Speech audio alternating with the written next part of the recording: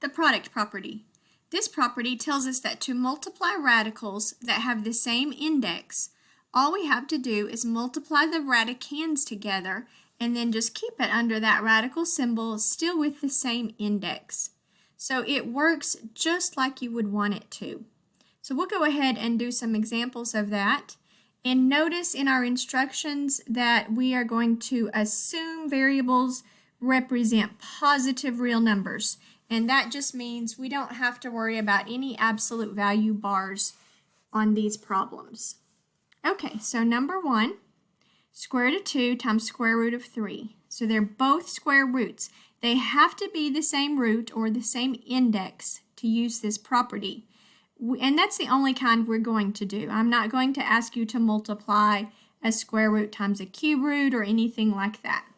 So all you do is say, okay, it's still going to be a square root, and multiply 2 times 3 together, put that answer under. If we could take the square root of 6, we would do so, but 6 is not a perfect square, and so it just stays under the radical, and that's your answer. Now in number 2, we are multiplying a number times a radical. Then all we have to do is set the number right in front of the radical. We don't need the dot. We do not need any multiplication symbol. It's kind of like if I multiply 3 times x, I just write that as 3x. But the 3 and the 14 do not multiply together. You can never multiply a number outside with a number that is inside. So on number 3, we have 2 square roots, so it's still going to be a square root. We multiply 7 times 7 is 49. And then we take the square root of 49. Because 49 is a perfect square, we can do that. And we get just 7, no radical symbol on it. Since 49 was a perfect square, when we square root it, that radical symbol comes off. Now number 4 is very similar. Let's go ahead and work it. We keep our square root. We multiply 5 times 5, which is 25.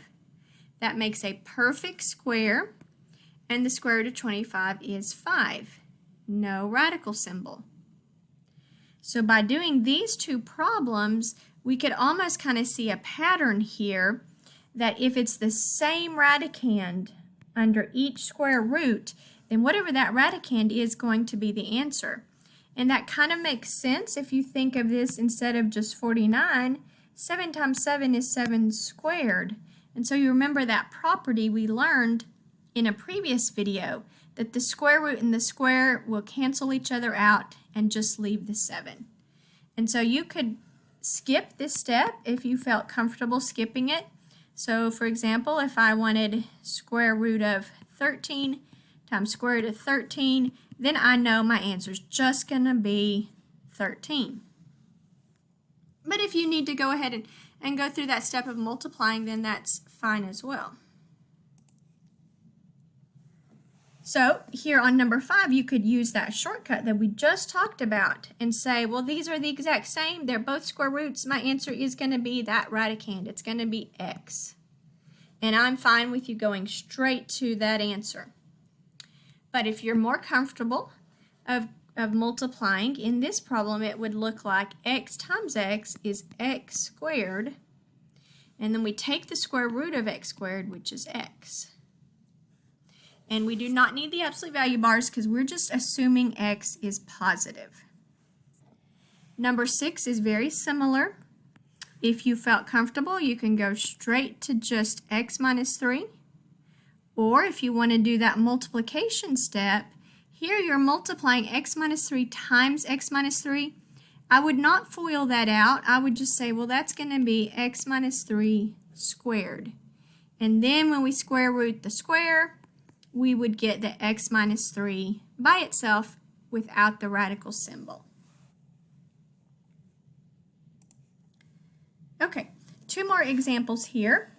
On number 7, we've got a 2 in front of our radical.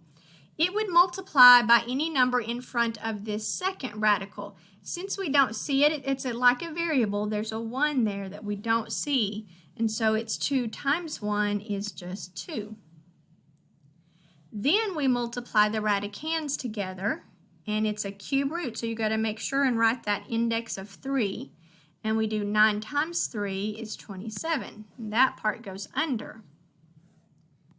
Now we can go further because 27 is a perfect cube. We know that 3 cubed is equal to 27. So we're going to drop down the 2. We're going to insert a multiplication symbol. And then we take the cube root of 27, which is 3. Now I can multiply 2 times 3, and my final answer is 6 on that problem. So again, at the beginning here, you can either think of it as doing 2 times 1, if you want to write the 1 there in front, or you could just say, well, okay, the only number outside the radical is 2, and so I'm just going to bring that 2 down. Either way, you would have a 2 in front. Now look at number 8.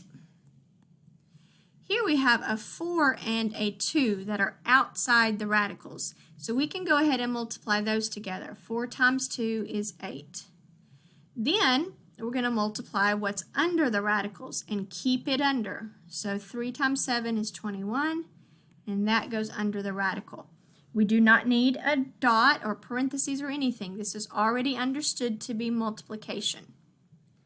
The next thing we would check is, can I actually take the square root of 21?